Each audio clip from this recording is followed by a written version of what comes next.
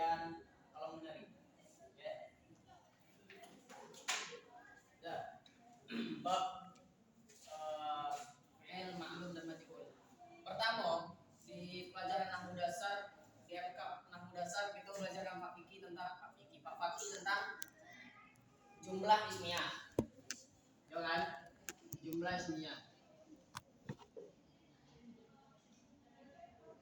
Nah, kita belajar Pak Fikih tentang jumlah ismiyah. Jumlah ismiyah yaitu susunan kalimat yang terdiri dari dua hal wajib. Susunan kalimat yang terdiri dari dua hal wajib. Kalau dalam bahasa Indonesia itu SPO. SPO. Tapi ini SP-nya subjek dan predikat. Itu mubtada khabar. Mubtada sama khabar. Jumlah ismiyah, susunan kata di dalam bahasa Arab itu ada dua. Ada jumlah ismiyah sama jumlah fi'liyah. Kalau kemarin di nahwu kita belajar tentang jumlah ismiyah. Jumlah ismiyah itu susunan kata. Kata sempurna yang tersusun dari dua suku kata. Yang pertama itu mubtada sama khabar. Kalau dalam bahasa Indonesia mubtada itu subjeknya, khabar itu predikatnya. Kalau dalam bahasa Indonesia, maka jadi kalimat sempurna. Contoh kalau dalam bahasa Indonesia contohnya itu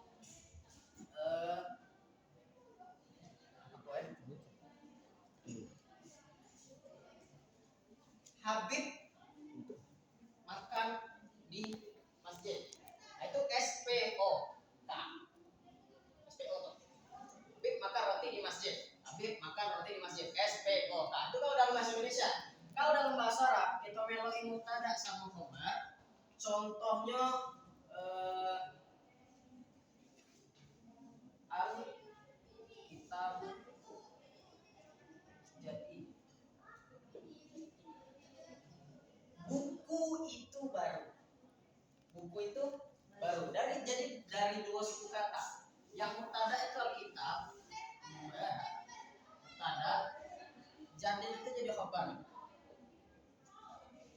Ini jadi subjeknya, ini jadi predikatnya. Buku itu baru, sempurna. Tapi kalau seandainya udah kate khabar, cuma mubtada buku. Misal aku ngomong ke Habib Husain, Beb, buku Beb. Iya. Paham enggak, Beb?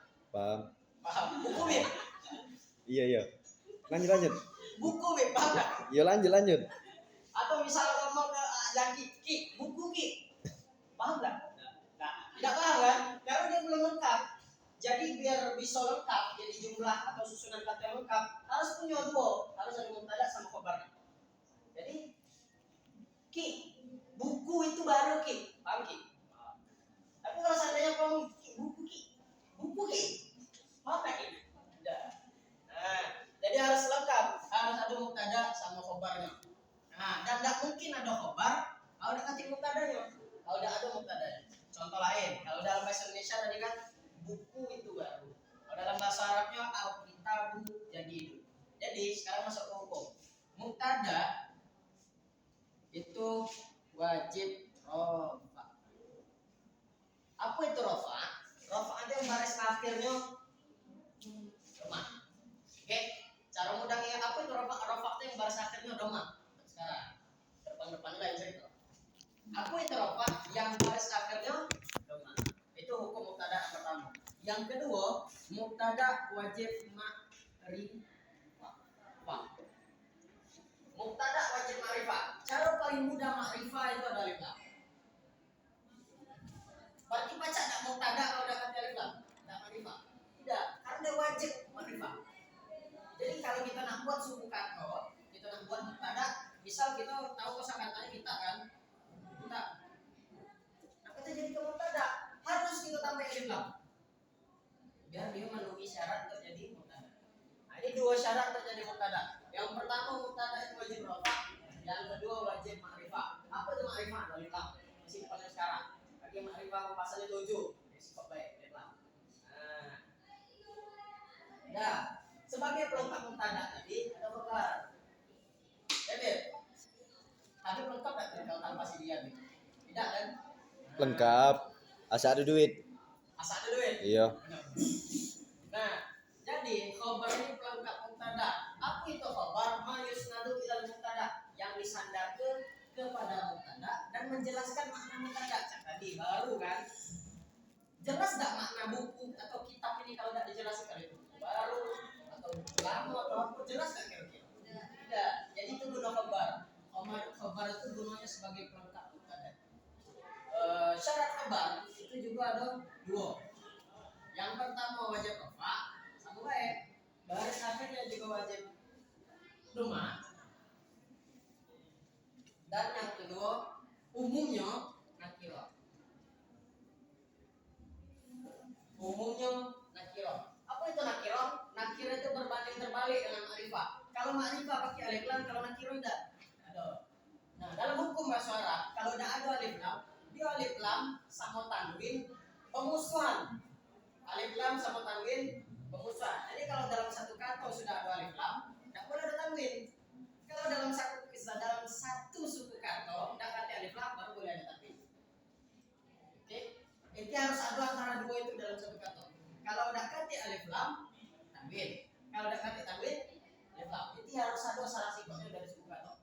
Nah, sekarang kira-kira paham jumlahnya? Paham. Soalnya sudah dijelaskan oleh Pak Fakih kemarin.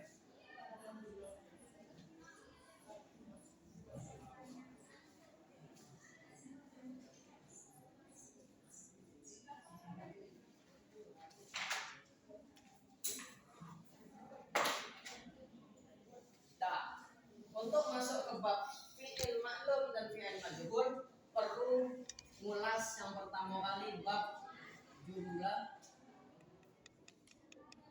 fi'liyah.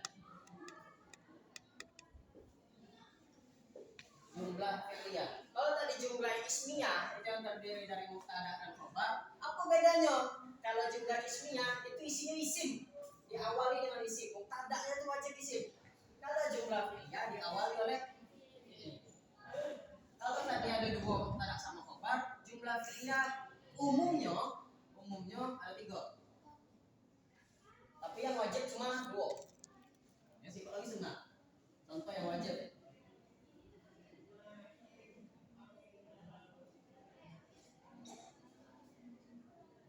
Nah, yang wajib untuk jumlah fi'liyah itu cuma 2 komposisinya, sama cak mubtada sama khabar.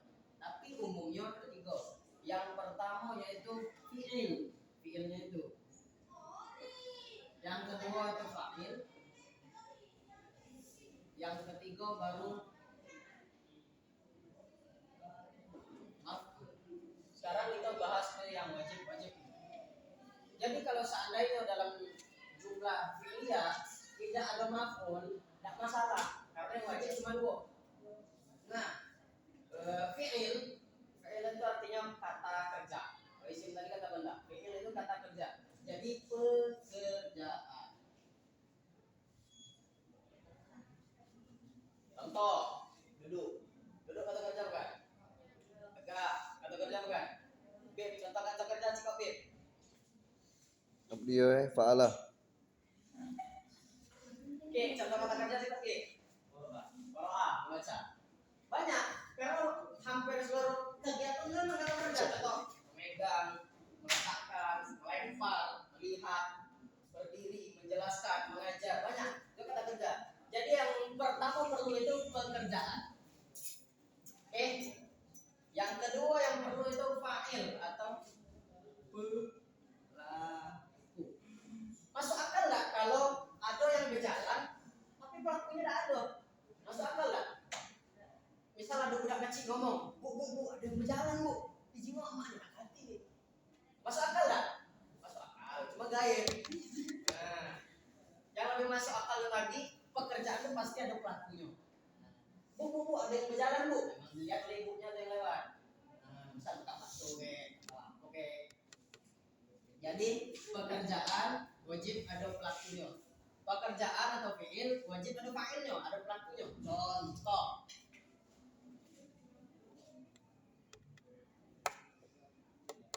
Habib sedang duduk. Fi'ilnya kalau dalam bahasa Indonesia atau pekerjaannya itu duduk. Kalau pelakunya Habib. Kira-kira ada orang duduk. Tapi tidak ada pelakunya. Bisa tidak duduk itu tanpa pelaku? Tapi kalau Cak tadi ngomong kitab, walaupun ada jelas kayak gitu kitab baru, kitabnya pasti ada. Nah, tapi kalau ada jumlah, ya tidak boleh. Karena kalau ada pekerjaan, pasti ada pelaku. Jadi yang wajib di dalam jumlah fi'liyah yang pertama itu fi'il sama fa'il, alias pekerjaan sama pelaku. Sudah. Apa nggak paham? Contohnya kalau dalam bahasa Arab, pekerjaan dulu fi'il dulu. Ro, a. Siki, sama namanya Kiki? Nopal, Jaki, Sueb. Ki.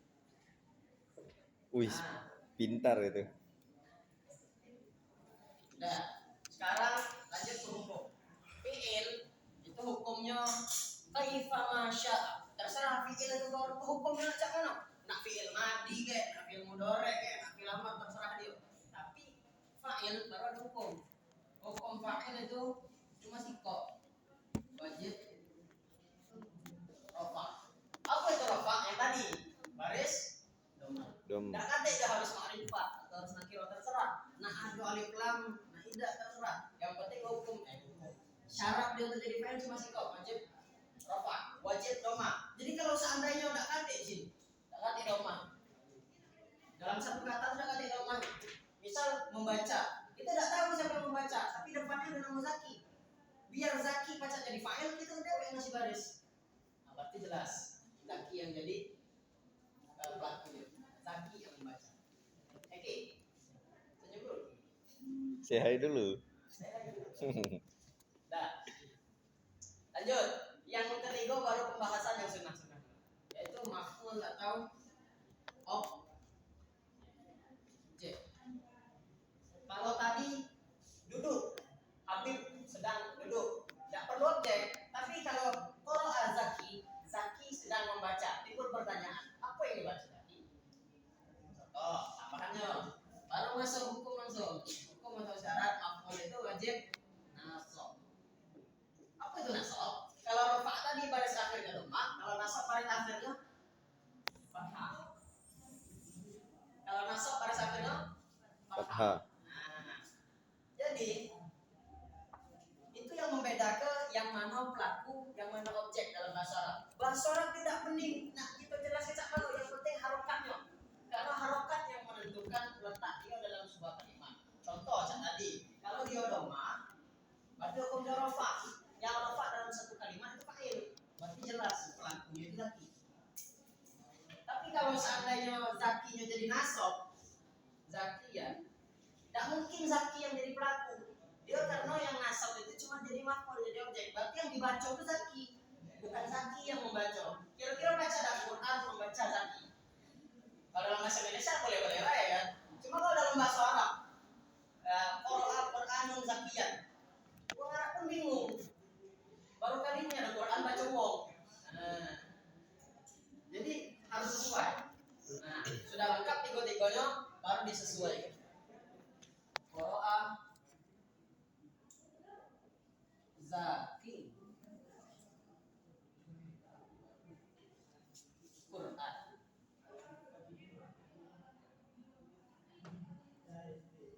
Al-Quran. Nah, Qara'a Zaki. Zaki nak kita jadi ke pelaku. Mana caranya? Barisnya harus ropa. Berarti kita jadi kedoma. Oke? Jadi cara ngasih baris lah istilahnya. Nah terus apa yang dibaca Zaki? Di depannya ada kata Quran. Kita pasti berpikir, oh yang dibaca Zaki pasti Quran. Hukumnya nasab, kita kasih baris. Nah, udah kelar. Jadi qara'a Zakiyun Al-Quran. Harus sesuai. Membaca, siapa yang membaca? Zaki. Zaki yang pelakunya. Apa yang dibaca? Quran. Seandainya barisnya balik. Nah, seandainya barisnya dibalik, yang pelaku itu yang rafa kan wajib, yang objek itu yang nasab. Berarti yang jadi pelaku Quran, yang jadi objek Zaki. Membaca, siapa yang membaca? Quran. Apa yang dibaca? Zaki. Masuk akal kan? Tidak. Ini cara ngasih baris dalam bahasa Arab buat yang bingung. Jadi itulah kenapa baris dalam bahasa Arab itu selalu berbeda.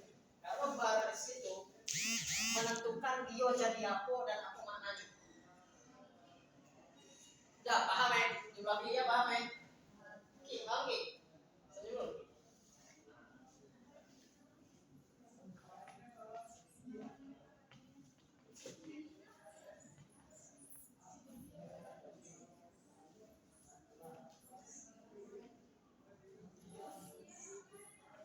Dah.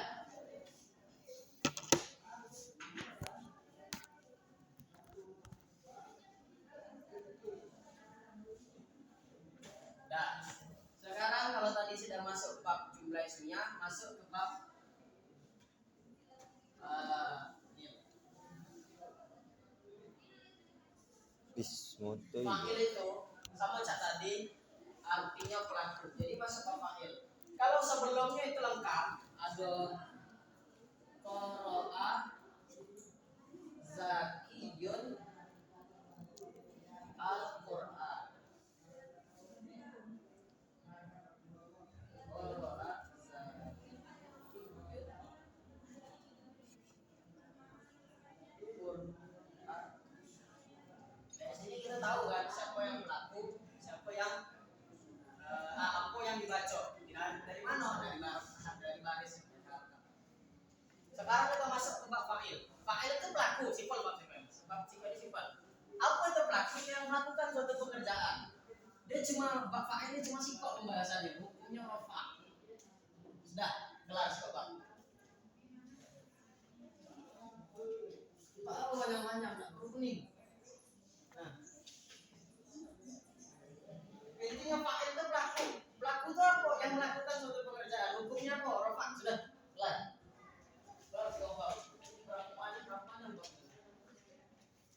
kelar. Terus baru masuk ke bab ketiga, bab naibul fa'il.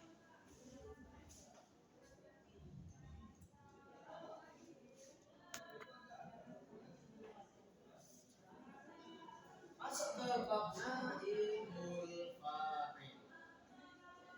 Kalau dalam bahasa kita, bahasa Indonesia, ada pekerjaan tapi tidak ketik pelaku, serem. Cak ada budak kecil nunjuk ke mahnya berjalan. Mah, belum berjalan. Tapi tidak ketik uangnya. Kalau tidak masuk akal, kalau tidak ada buku. Tapi ada yang baca, tidak terima uangnya.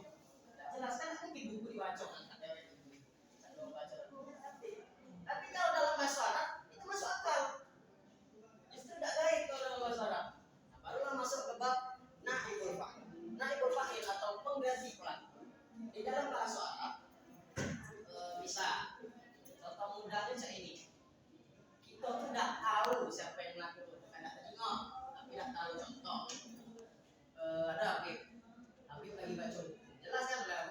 Habib membaca buku. Tapi aku belum kenal waktu itu dengan Ak Jaki. Lagi, belum kenal waktu itu dengan Ak Jaki. Ak Jaki lagi duduk di sana sambil baca buku. Aku tidak kenal siapa lah yang baca buku. Bahkan aku tidak tahu kan siapa pelaku yang baca buku itu kan. Karena memang aku tidak tahu waktu itu nama Jaki. Nah, disitulah muncul ada yang namanya naibul fa'il.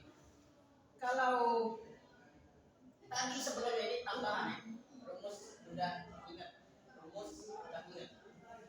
Kalau sebelumnya kata kerja itu diawali membaca, menjelaskan, memberitahu, apa lagi? Melakukan, mendirikan, atau menulis. Apalah bahasanya. Nah, kalau untuk fi'il majhul dia berubah jadi di.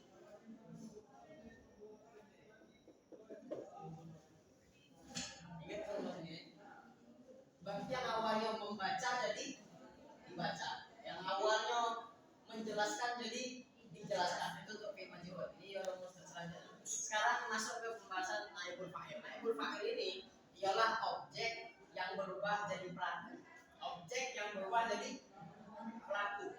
Contohnya macam mana? Karena aku tidak tahu tadi Jaki itu lagi baca buku. Karena aku tidak tahu nama Jaki. Yang seharusnya Zaki membaca buku.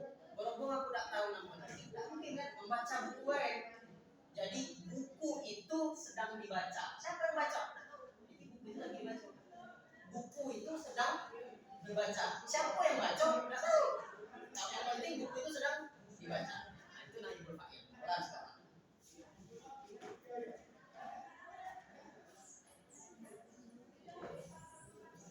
Nah, sejauh ini paham tak kira-kira? Paham Kalau tak paham tanya gue. Ada yang nganggur, rasanya bingung, kalau orang tanya gue. Aku tak tahu juga dalam tujuan. Nah, ya ada yang salah agar aku mau belit-belit, paham? Sudah. Baru kita masuk ke pembahasan fi'il maklum wal majhul.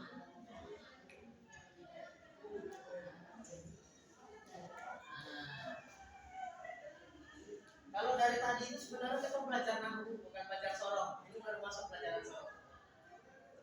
Fi'il maklum dan majhul, yaitu fi'il maklum itu yang diketahui, artinya fi'il majhul itu yang tidak diketahui.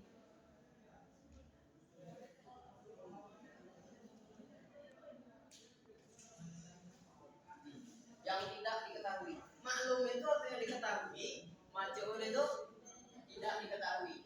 Tidak perlu kujelaskan pun sebenarnya paham. Apa maksudnya yang diketahui yang tidak diketahui? Pelakunya. Sejak tadi kan, aku tahu misalnya Habib sedang membaca buku. Aku udah tahu yakin buku itu sedang dibaca. Siapa yang baca? Tidak tahu. Yang penting buku itu lagi dibaca.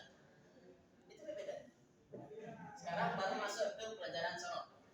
Di pelajaran sorok, kalau wazan fi'il maklum itu cuma 3 untuk mandi.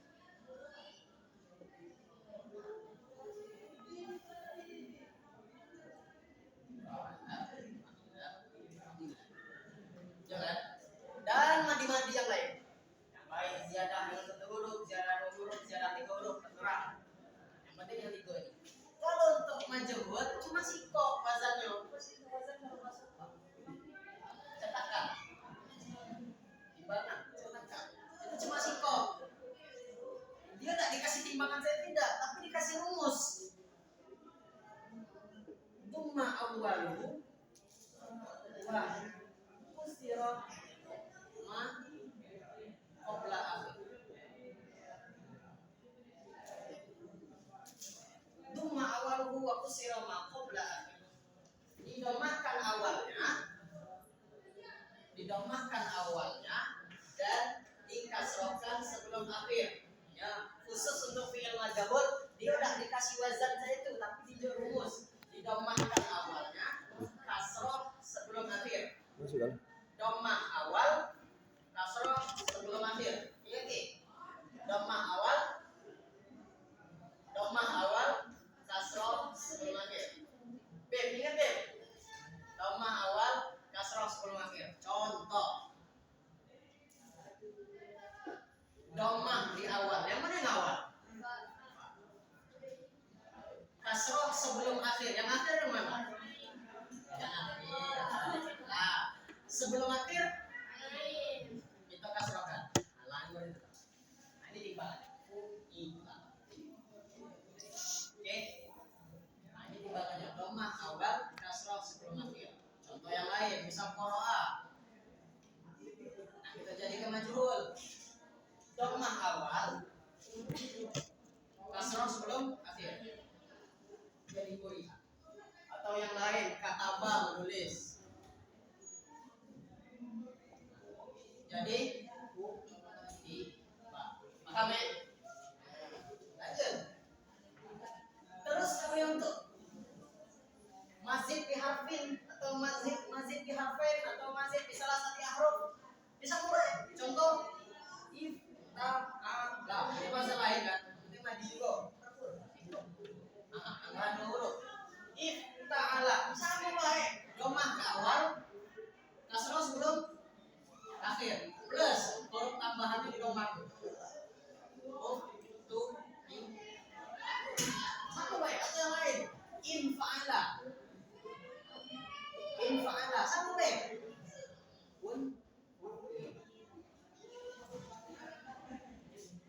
Atau yang lain? Af'ala. Domah ke awal, kasroh sebelum akhir.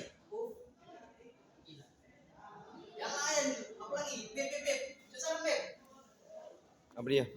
Fa'ala.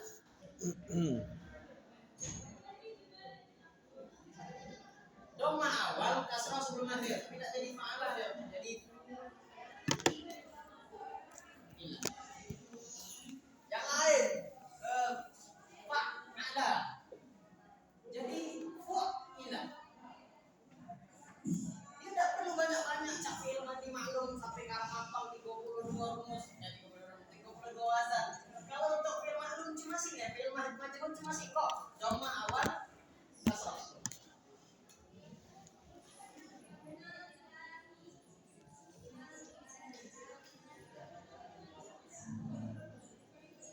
Nah, berhubung fi'il majhul itu yang tidak diketahui pelaku, ialah berlaku naib fa'il tadi. Apa naib fa'il yang objek menjadi pelaku?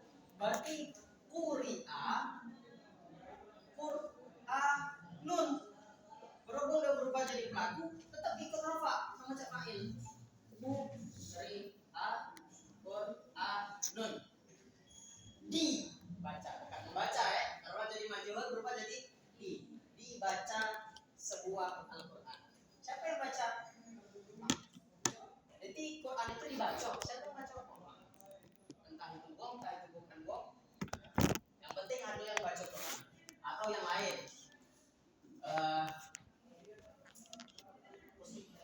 Menulis. Kalau yang tadi kan kataba, Zaki, kitabah. Zaki menulis sebuah kitab. Coba dibalik, Zaki itu kan tidak tahu. Nah, jadi kita dewe yang baris ke kutiba. Kitabun. Bukan kitaban lagi. Jadi kitabun. Nanti kalau fi'il kitabun. Paham? Dibaca, ditulis sebuah kitab. Sebuah kitab itu ditulis. Siapa nulis? Tidak tahu. Yang penting sebuah kitab itu sedang ditulis. Yang nulis siapa? Nah. Paham ya? Paham. Sudah. Itu penjelasan singkat. Wallahu alam. Belum selesai. Oh ya, perlu nambahin tadi. Untuk naib fa'il itu sama cak fa'il. Macam apa? Nah. Kalau itu madi, sekarang kita masuk ke mudhari'. Ya.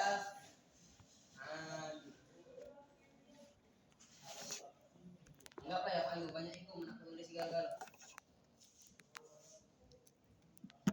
Untuk majhul, rumus yang mudhari'nya dhammahkan huruf mudhara'ah, fathahkan sebelum akhir. Dhammahkan huruf mudhara'ah, fathahkan sebelum akhir. Apa itu huruf mudhara'ah ini? Di awal. Huruf mudhara'ah. Kadang ta, kadang a, kadang na, kadang ya, ra. Yang di awalnya dhammahkan, fathah sebelum akhir. Itu bedanya dengan madi. Kalau madi dia kasrah sebelum akhir, kalau ini fathah sebelum akhir. Nah, dhammahkan awal, fathah sebelum akhir. Jadi yuf'al. Bukan yaf'al, jadi yuf'al. Contoh lain, misal wazan lain. Ifta'ala yafta'ilu. Yafta'ilu. Dhammahkan awal, fathah sebelum akhir. Jadi yuf'al. Terus kalau amr sana no, if'il bisa. Untuk majhul tidak ngerti amr. Nah, untuk majhul cuma ada dua, madi sama mudhari'. Madi sama mudhari'. Dan kalau untuk fi'il ma'lum itu perlu fa'il, untuk fi'il majhul itu perlu naib fa'il. Hukumnya sama kayak dua-duanya, sama kayak rafa'. Tapi bedanya yang sikok memang pelaku, yang sikok objek yang dijadikan pelaku. Karena tidak diketahui pelaku. Paham? Sekarang baru kita buat contoh. Kalau sebelumnya itu kataba Zakiyun al-kitabah. Kataba Zakiyun al-kitabah. Nah, dari sini kita tahu yang mana yang pelaku, yang menu yang objek. Nah, nyimak dari baris. Jadi kalau kita kuning sama mau kita gondol, terserah kita. Kita yang barisi. Apa yang nak kita jadi ke pelaku, apa yang nak kita jadi ke objek, terserah kita. Kalau kita nak jadi ke pelaku, kita kasih baris dong. Kalau kita nak jadi ke objek, kita kasih baris terhad. Itu baris sebenarnya masih baris tuh. Nah, sudah. Kataba Zakiyun al-kitaba. Menulis, siapa yang menulis? Zaki. Apa yang ditulis? Kitab. Sekarang aku tidak tahu Zaki. Zakinya tak kate. Yang jadi objek kan kitab. Berhubung tidak diketahui siapa pelakunya, dia berubah jadi majhul. Jadi kutiba. Karena tidak diketahui siapa pelakunya. Kutiba. Yang objek pindah tempat jadi fa'il. Namanya naib fa'il. Jadi kita kenapa bu? Karena hukum naib fa'il sama fa'il sama-sama al-kitab. Kutibal kitab, ditulis sebuah kitab. Siapa yang menulis? Sudah telah pembahasan fi'il ma'ruf dan fi'il majhul. Paham? Paham. Paham. Saudaranya belum menjelaskan. Contoh ya apa ya? Yaqra. Woi.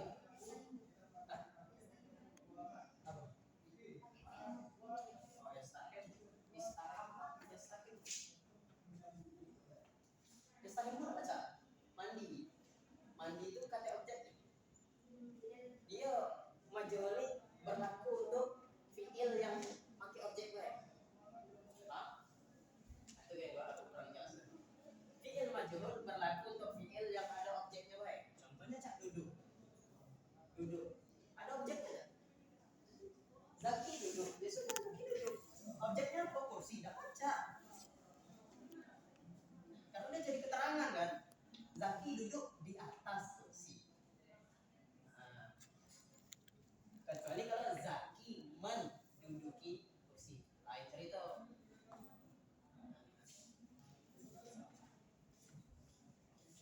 Itu yang berhubung. Yaqra'u Zakiyun. Ki nama kau pakai apa ya? Kita singgung. Oh, nama kau pakai terus. Al-Qur'an.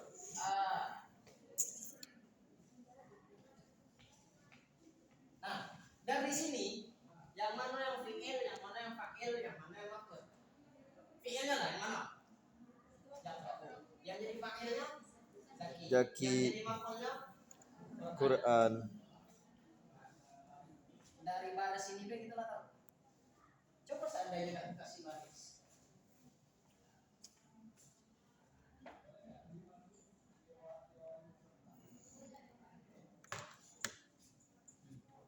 Tidak kasih baris. Ya kalau ada dua kata Zaki sama Quran, terserah kita nak baris yang mana kan? Nah kita jadi kapok. Tapi kalau kita baris sini yang doma, berarti jadi pelaku. Nah ini cara ngasih baris bahasa Arab ini baik. Oh Zaki yang nak kita jadi ke pelaku. Kasih itu baris doma. Oh yang nak kita jadi ke objek Quran. Zakiyun Quran. Yaqra'u Zakiyun al-Qur'an. Zaki sedang membaca Quran. Nah sekarang aku belum kenal dengan Zaki, tidak tahu nak manggilnya siapa. Berubah dia jadi majhul. Yang awalnya berubah jadi di. Yang awalnya yaqra'u dhammahkan awal, fathah sebelum akhir. Jadi yuqra'u ini berubah jadi naib fa'il. Al-Qur'an dibaca sebuah Al-Qur'an. Sebuah Al-Qur'an itu dibaca. Siapa yang baca? Sudah selesai. Selesai. Cuma sampai sini Pak pembahasan fi'il ma'lum dan fi'il majhul. Allah a'lam.